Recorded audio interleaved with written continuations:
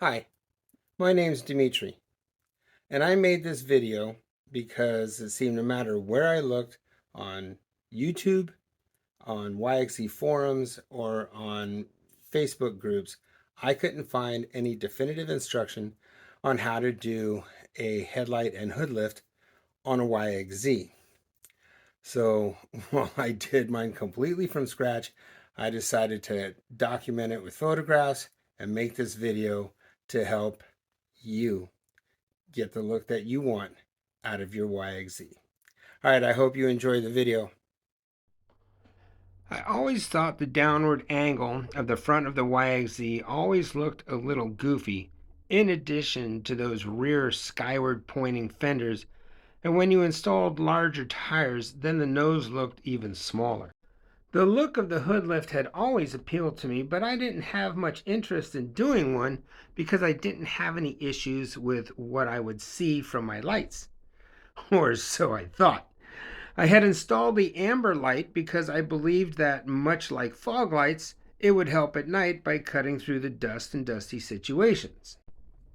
But it only took one time to find out how wrong I was, at least with where I had my amber light mounted above the hood on the shock tower. So the only place to put it lower, so it wasn't lighting up the dust at eye level, was down around the bumper, and the only way that was going to fit was to do more than just a hood lift. It was certainly going to require a headlight lift as well.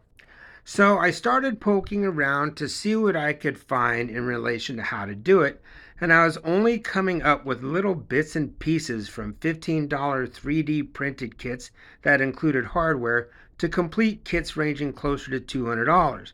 But I'm a do-it-yourselfer who, like most all of you, is on a budget. And in checking the groups and forums, I couldn't find any instruction on a do-it-yourself hood lift kit. Well, now there is, and in this video, you'll find a complete list of parts, measurements you need, and photographs so that you could do a 3-inch headlight and hood lift on your YXZ. All right, grab a pen and paper and start writing so you can go shopping. First, you will need 3/4 by 1/8 inch flat bar stock, 4 M8 by 1.25 pitch flange bolts, 2 at 40 millimeters and 2 at 35 millimeters long. To go with those, 4 M8 by 125 pitch flange nuts, 4 3/4 inch long steel spacers with a 3/8 inch inside diameter, 7 M6 by 1.0 pitch 12 millimeter flange bolts, and 2 M6 by 1.0 flange nuts. This is an M8 by 125 nut that you can use as an option to the M8 flange nut. You will reuse 2 stock M8 flange bolts used to hold the headlight assembly frame, and maybe the 2 M6 flange bolts used to secure the front grille. You will also want to pick up some 3/4 by 1/8 inch aluminum flat bar stock. This will be used to make 3 risers to be placed under the front fender assembly behind the shock tower, and a single riser for the tip of the front fender assembly. It's aluminum and will be easier to bend to the shape you need than the steel flat bar. Okay, the first thing you're going to do now is to cut 4 pieces of the steel bar stock 4 inches long. Grab one and put the other 3 aside. On this first one, you're going to drill 2 holes 3 inches apart. At one end, a hole that is 5/16 of an inch. At the other end, a pilot hole big enough for your punch. Remove your headlight assemblies, exposing the headlight frame supports. Take that lifting bracket with the pilot hole and, using the stock bolt, attach it to the lower hole in the frame support. Be careful to align it with even spacing and tighten it down to hold it securely in place.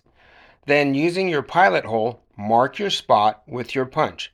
Remove it and do the same thing on the other side. You can now drill another 5/16 hole and make the other bracket to match while you're at it. At this time, while you're busy drilling, you can go ahead and drill your 5/16" holes in the frame plate. Grab your other two risers and mark them at 3 inches and drill 1/4" holes. Take these two risers and using two of the M6 bolts, attach them to the frame of the front clip where the front grill was attached. Now they're going to need to have a couple of bends in them, so make sure they are straight up and down. Grab a hammer and give them a couple of love taps to put a little bend in them. Now remove them.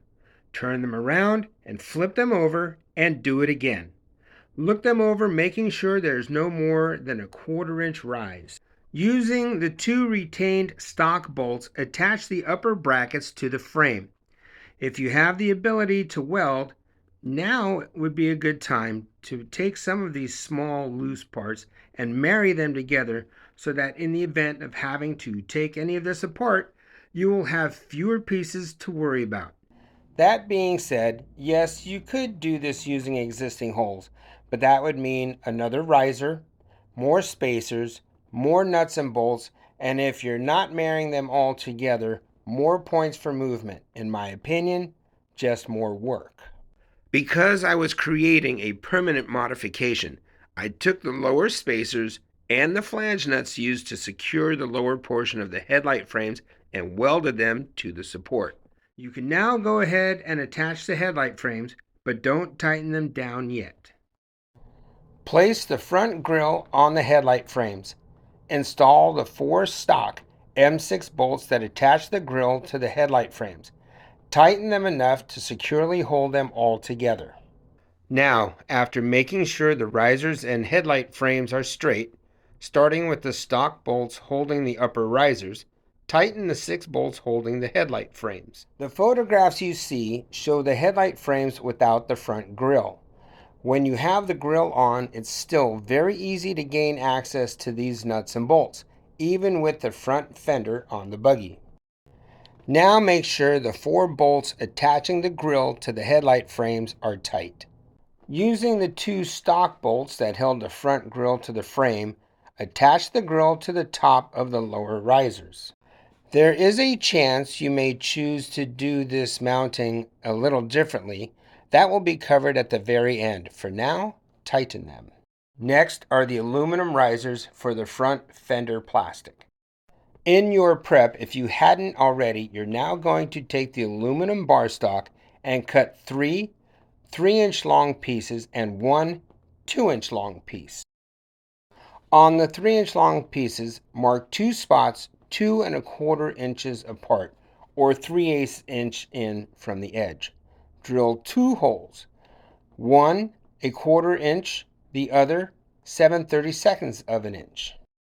Using an M6 1.0 tap, tap the 7/32 inch holes. Trust me, in the end, this will be much easier than trying to use a nut and bolt. Just remember when tightening these down, you're doing it into aluminum. Mark these 3 pieces 1 inch from the ends. This is where you are going to bend them to create the 1 1/4 inch tall risers. Be careful to know that if you try to create the risers in the Z fashion and make them exactly 1 inch tall, 2 things can happen. 1, you may not be able to get the M6 bolt through it so that you could attach it to the frame of the buggy. 2, the holes in the plastic hood may not line up with your hole in the top of the riser. If you insist upon a 1 inch tall riser, then you may want to go with the C-shaped riser. With either type of riser, Z or C-shaped, you might find that you may have to give them a few love taps to properly align them with the holes in the fender plastic. Using 3 of the 12mm M6 bolts, attach the risers to the frame. Install the upper cover. Start with installing the bolt at the top. By the way, this is as good a time as any to replace any of the 6 more difficult to get to factory screw-style push pins with traditional push pins.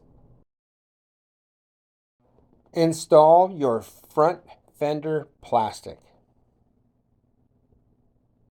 You may find that some things need a tiny push to fit, but this should be expected as you just changed everything by give or take 7/8 of an inch. Now let's attach the tip of the front fender piece to the grill. Take the 2-inch long piece of aluminum and drill two 1/4 inch holes 1.5 inches apart or 1/4 inch in from the ends. Using the last two 12 millimeter long M6 bolts, attach that riser between the grill and the tip of the front fender. Install the upper center hood piece, your side fenders, and fender flares if you have any. That's it. Your headlight and hood lift are done. There is, however, now the 3-inch gap that was created between the stock bumper and the bottom of the grill. If you want to do something about it, in my opinion, you have three options. You can fabricate a pair of brackets to relocate the stock bumper by lifting it higher. You can replace the bumper altogether with an aftermarket bumper of your choosing, but that bumper you've always fancied may not look so good now. Or like I did, which started this whole thing to begin with, you could put an amber lighting system in that space. This is where I chose to not use the stock flange bolts that held the grill to the frame. Instead, I used the bolts from my amber light along with 1/2 inch long 3/8 inch ID spacers to secure the bottom of the grill to the lower risers coming off of the frame. Whatever you do, I hope you enjoy the new look of your YXZ, or what I like to call the sexy YXZ. Now, there is one more thing that you may find that you may have to do. In lifting your headlights, you may now have to adjust them. You will find the adjustment screws on the bottom of the headlight frames under each light. It is a very small and inconspicuous Phillips head screw. Turning the screws to the left will raise the beam of your lights. Turning the screws to the right will lower them. Hold on, video's not over. I've got an update. I recently decided on the bumper that I want. It's an HMF Racing heavy duty bumper for a YXZ. When I went to test install it, I found that it was not going to fit properly with the placement of my amber light. So I made 4 longer brackets that raised the headlight grill, made the holes 3/4 of an inch farther apart, and I put a hole in the headlight frame 3/4 of an inch further down. And this is the final finished look of my headlight and hood lift on my YXZ.